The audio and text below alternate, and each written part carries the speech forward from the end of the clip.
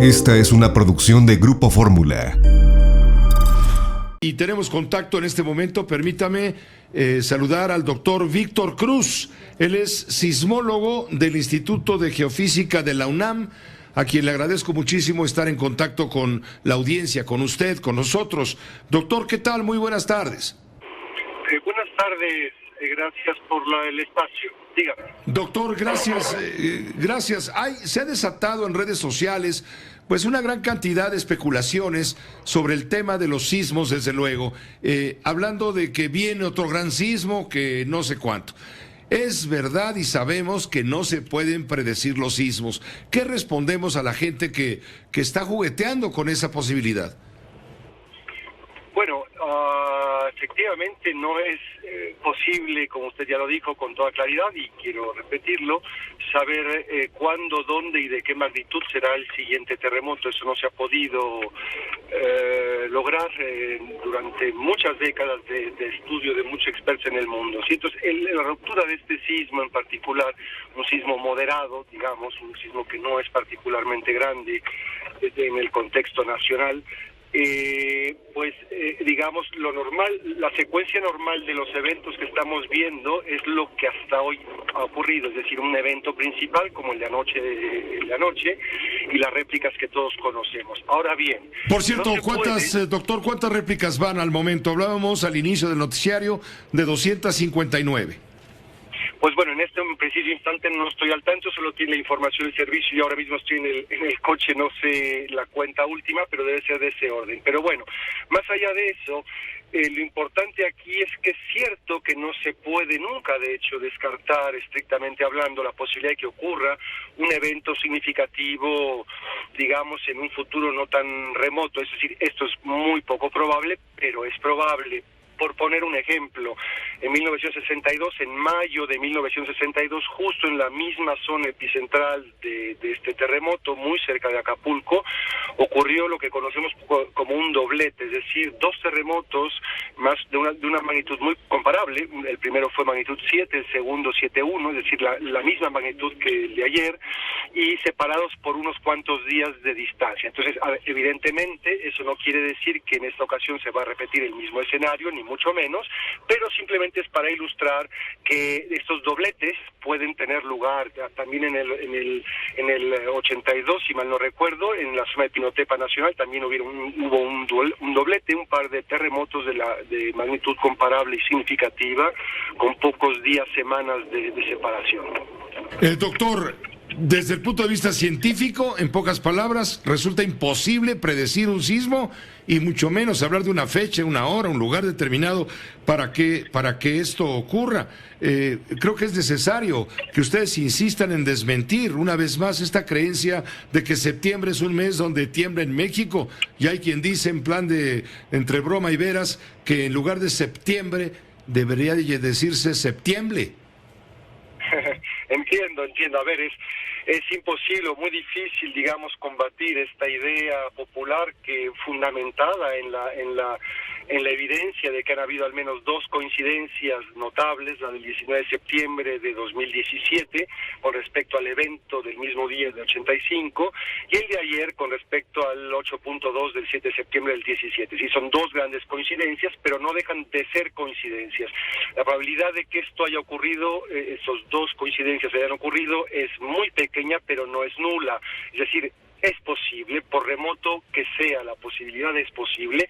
No hay ninguna causa física hasta hoy documentada, explicada, fundamentada en el mundo, porque hay mucha gente que estudia las relaciones causales, los orígenes, los procesos que dan origen a los terremotos, que permita explicar, ¿no?, o decir que efectivamente es más probable, físicamente hablando, que ocurran sismos en septiembre que en cualquier otro mes del año en México. Ninguna razón física. Doctor Ortiz, doctor Cruz, perdón, hay un azoro, por decirlo de alguna manera, de muchos de los que aquí vivimos, que anoche con el temblor tuvimos oportunidad de ver tomas en donde se mira el horizonte nocturno de la Ciudad de México y en el fondo resplandores. Hay quien habla de que eran choques de cables de alta tensión, cuyo resplandor se reflejaba en un cielo, con nubes, etcétera. ¿Realmente a qué se deben estas luces? ¿Qué tienen que ver las luces celestiales que se han visto durante los sismos? Sí, bueno, primero que nada hay que precisar que, por ejemplo, en la Ciudad de México, el día de ayer, que cuando ocurrió el terremoto, estaba lloviendo, como ha llovido casi todas las tardes, noches en la ciudad. Por lo tanto, para empezar hay que saber distinguir si se trata o no de simples relámpagos, ¿no?, como suele haber siempre que llueve en la Ciudad de México, para empezar. Ahora, esto lo digo como algo que hay que tener siempre presente si uno pretende documentar una observación que pudiera estar en este caso relacionada a un terremoto. Ahora bien, es cierto también que históricamente, desde hace muchas décadas, sismólogos han reportado, científicos han reportado observación de luminiscencias asociada a la ocurrencia de terremotos. Se ha tratado de, a pesar de que es una materia relativamente polémica, incluso en el ámbito académico, porque no es fácil, digamos, objetivamente hablando, observacionalmente hablando, asociar una observación de este tipo a la ocurrencia del sismo. Sin embargo, sí hay teorías, hay explicaciones que podrían explicar estas luminiscencias. Debe justamente a la deformación de las rocas, cuando cierto tipo de rocas están sometidas a una deformación importante y sus propiedades químicas son tales que hay muchos elementos ferromagnéticos que al rozar esos granos de la roca entre sí pueden liberar iones y crear corrientes eléctricas.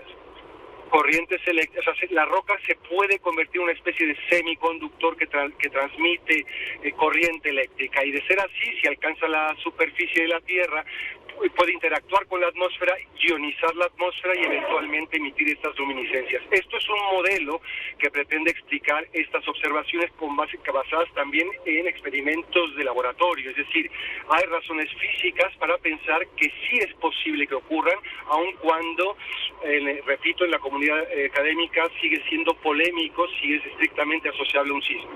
Es lo que el fenómeno se llama triboluminiscencia, según dicen ustedes los expertos, y es por la fricción, como usted explica, de partículas presentes en la corteza terrestre que generan estos efectos tanto eléctricos como electromagnéticos. Es decir, la respuesta no es simple y sencillamente porque es el choque entre cables que llevan alta tensión eléctrica, y ese choque, el resplandor del choque se refleja en las nubes. Sí, claro, las nubes reflejan la luminiscencia, ciertamente, pero este es un fenómeno de otra naturaleza. A ver, no quiero decir con esto que acabo de decir que el día de ayer o en el terremoto anterior, el día de ayer, quiero decir, tuvo lugar este fenómeno. Yo no lo estoy afirmando. Quiero decir simplemente que esas imágenes que se han propagado en Internet del día de ayer hay que saber analizarlas con seriedad. Sabemos que está bien, una época donde los relámpagos son muy comunes y eso es un fenómeno atmosférico que no tiene nada que ver con la ocurrencia de un terremoto. Entonces, simplemente no estar claros en que no podemos afirmar que esas observaciones se deban al sismo. Ahora bien, tampoco se excluye la posibilidad de que pudieron existir por las razones que ya di.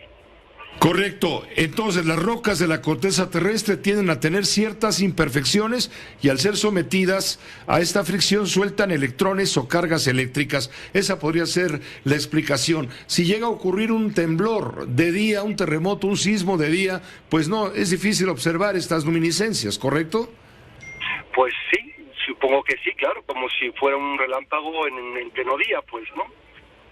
Bueno, pues le agradezco mucho, doctor. Gracias, doctor Víctor Cruz, por ayudarnos a entender todo este fenómeno y sobre todo enfatizar el hecho de que es impredecible, pues, un movimiento telúrico, ya no digamos un terremoto. Así es, con toda claridad. Muchas gracias, doctor, que esté muy bien. Al contrario, buenas tardes. Esta fue una producción de Grupo Fórmula.